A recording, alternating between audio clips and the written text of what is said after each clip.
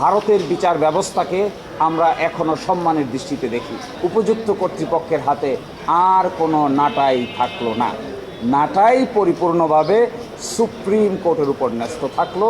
Executive বা শাসন বিভাগ আর ছড়ি ঘোরাতে পারবেন না। এটাই হলো দেশের জন্য সবচাইতে বড় খুশির খবর। The glorious chapter of Bangladesh started to role.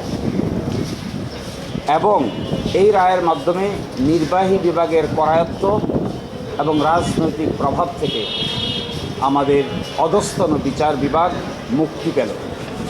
একই সাথে আমাদের বিচার বিভাগের অধস্তন অফিসাররা তারা তাদের আত্মমর্যাদা এবং সম্মান ফিরে পেল, যা ইংরেজিতে বলে self Prestige and dignity restored হল। আজকে এই রায়ের মাধ্যমে মূলত সংবিধানের 116 অনুচ্ছেদ, যা নাকি অরিজিনাল সংবিধানে ছিল, তা পুনরুজ্জীবিত করা হলো।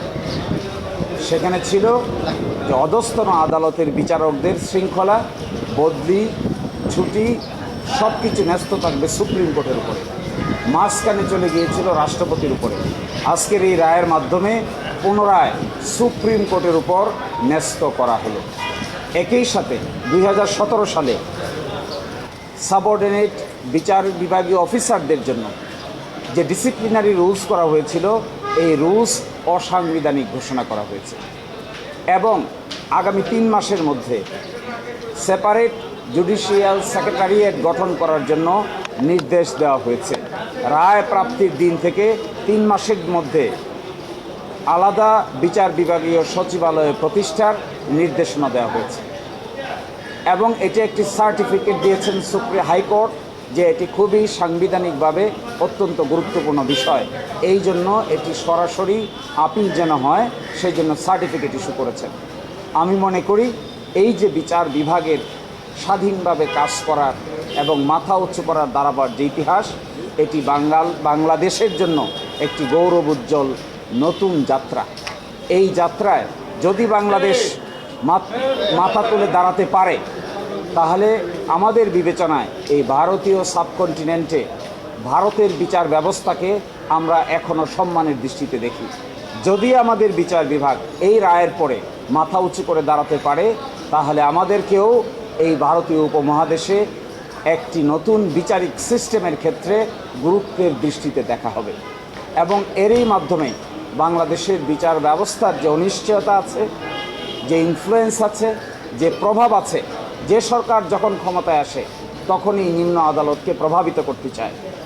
দিনের বেলা কোর্ট বসায়, রাতের বেলা কোর্ট বসায়, রাতের গভীরে কোর্ট বসায়, যাকে ইচ্ছে তাকে নির্বাচনে অনুপযুক্ত করার জন্য রায় দরকার, কাকে বেল দিবে কাকে বেল দিবে না, কে পছন্দের কে অপছন্দের, এই সকল দুষ্ট চক্রের অবসান হবে।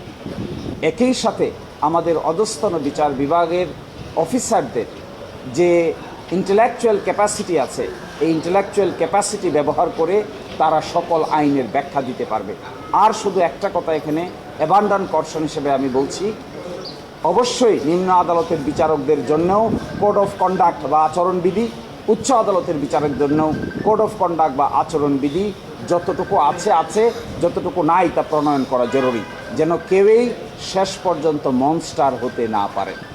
যেহেতু judicial independence, rule of law, separation of power, এগুলোকে সংবিধানের বেসিক স্ট্রাকচার বা মৌলিক স্তম্ভ বলা হয়েছে, এই মৌলিক স্তম্ভগুলো উচ্চকিত হবে যদি বিচার বিভাগ স্বাধীন, সার্বভৌম এবং চেকস অ্যান্ড ব্যালেন্সের নীতিতে কাজ করতে পারে। আজকের এই রায়ে চেকস অ্যান্ড ব্যালেন্স প্রতিষ্ঠিত হলো।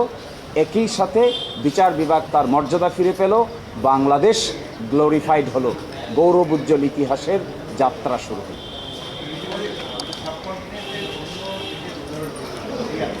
আমরা সব দেখিয়েছিলাম, শ্রীলঙ্কা থেকে শুরু করে, ভারত থেকে শুরু করে সবগুলো দেশের সাবকন্টিনেন্টের ইতিহাস দেখিয়েছিলাম। শুধু তাই না, আমাদের পার্লামেন্টের সেক্রেটারিয়েট নামে একটা আইন আছে, এটাতেও দেখিয়েছিলাম। সেই সেক্রেটারিয়েটে বলা হয়েছিল পার্লামেন্ট কিন্তু সম্পূর্ণভাবে নিয়ন্ত্রিত হয় স্পিকারের অধীন। সেখানে সরকারের কিছুই বলার নাই, আইন মন্ত্রণালয়ের কিছুই বলার নাই। কিন্তু একমাত্র বিচার বিভাগ যেখানে কনসালটেশন করে বদলি পদোন্নতি সেখানে নির্ভর করতে হয় উপযুক্ত কর্তৃপক্ষ আইন মন্ত্রণালয়ের উপরে। আজকের এই রায়ের মাধ্যমে উপযুক্ত কর্তৃপক্ষের হাতে আর কোনো নাটাই থাকলো না। নাটাই পরিপূর্ণভাবে সুপ্রিম কোর্টের উপর ন্যস্ত থাকলো। এক্সিকিউটিভ বা শাসন বিভাগ আর ছড়ি ঘোরাতে পারবেন না। এটাই হলো দেশের জন্য সবচাইতে বড় খুশির খবর।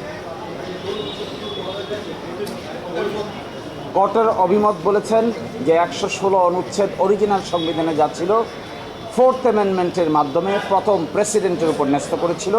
15th অ্যামেন্ডমেন্টে এসে সেটা আবার প্রেসিডেন্টের উপরে ন্যস্ত থাকলো, কিন্তু in consultation with the supreme court করা হয়েছিল। আজকে অবজারভেশন দিয়ে বলেছেন এই প্রক্রিয়াটা পুরোটাই 5th অ্যামেন্ডমেন্ট এবং 15th অ্যামেন্ডমেন্ট, 4th অ্যামেন্ডমেন্ট এবং 15th অ্যামেন্ডমেন্ট পুরোটাই অসাংবিধানিক ঘোষণা করেছেন এবং 116 অফ দি কনস্টিটিউশন তার অরিজিনাল ফর্মে পুনরুজ্জীবিত হবে এই মর্মে অবজারভেশন দিয়েছে।